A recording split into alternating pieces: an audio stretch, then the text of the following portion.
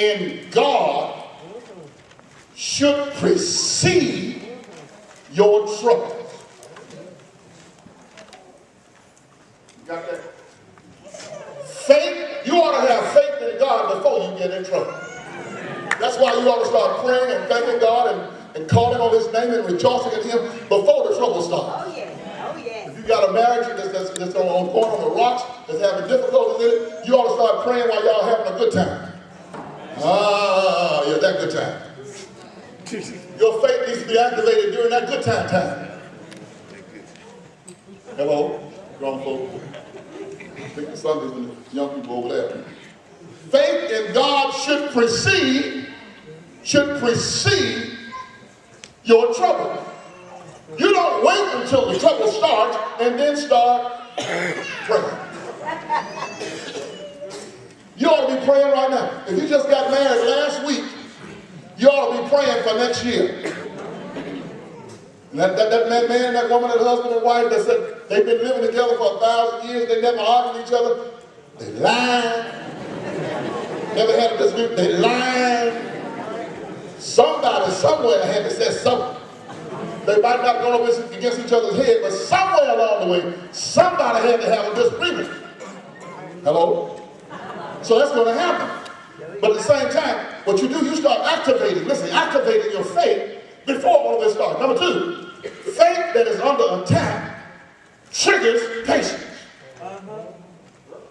If you got faith, believe you me, like I told you this is here, it's going to come under attack. And the more you have attacks, the more your faith has to be accelerated and your patience has to rise up. Because stuff don't get settled just like that. Let's kiss and make up. Honey, just got to knock right head. Honey, but you know I love you. She just got to telling me he's a dog, he's a scoundrel, he's all this, he's all that. And then she says,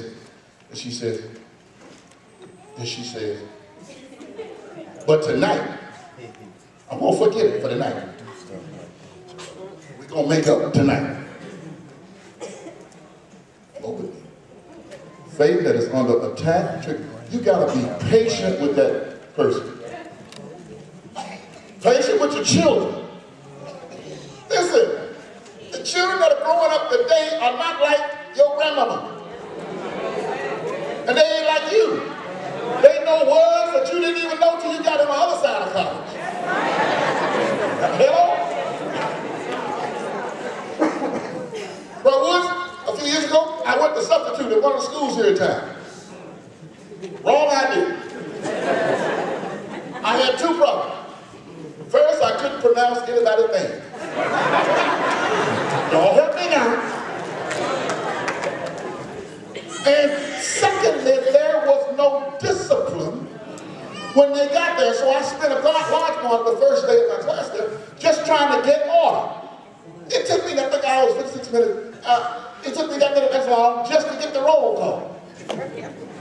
Because I didn't know who Rihanna was and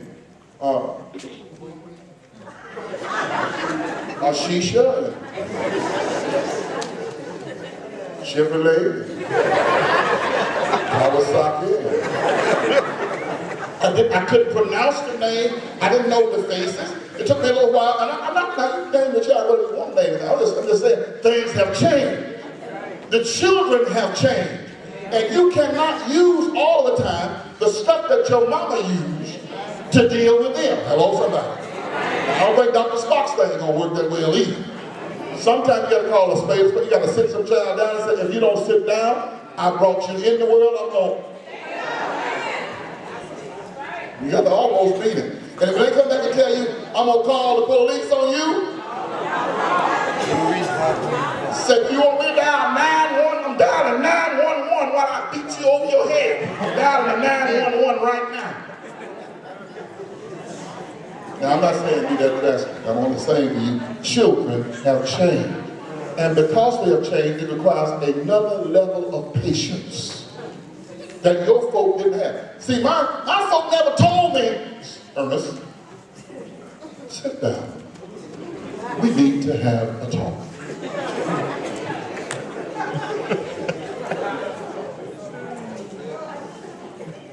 I saw Josh. His mama said, got called to the school the other day. Said,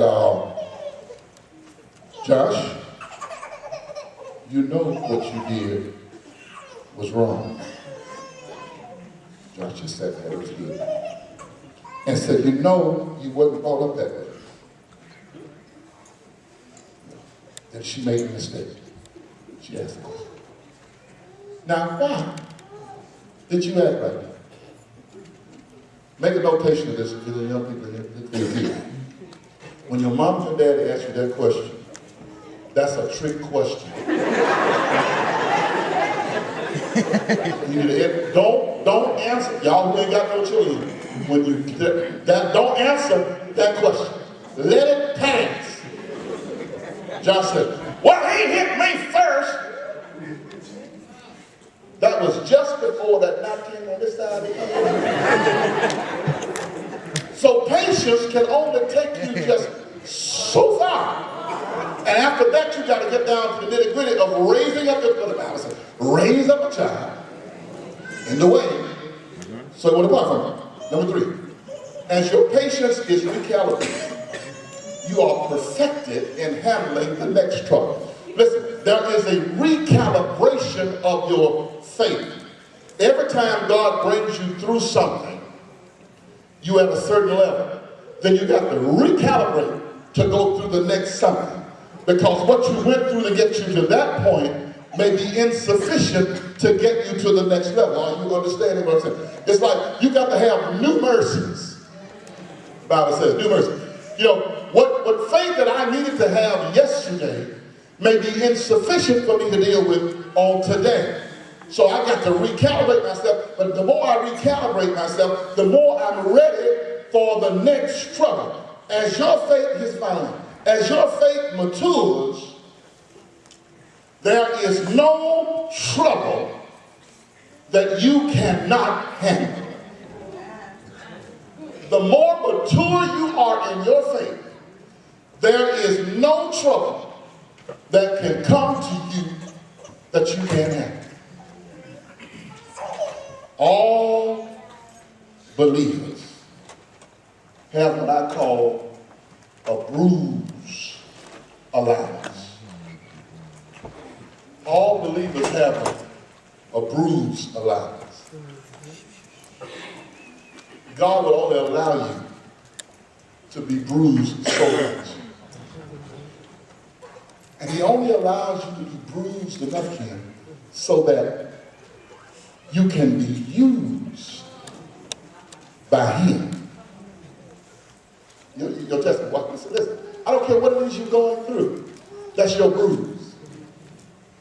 But you only gonna be bruised because people say, I don't know how much I can bear. You don't have to know. He knows.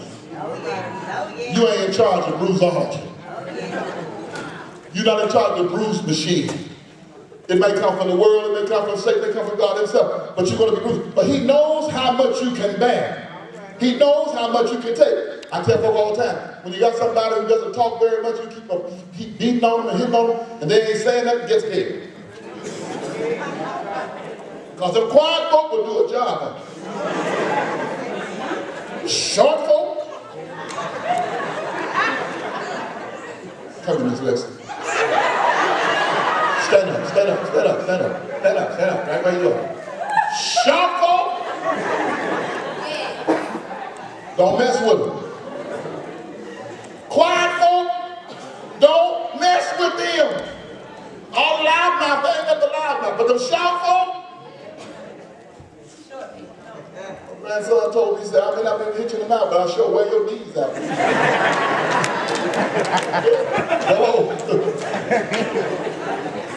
Here it is, here it is. So what I'm doing right now is I am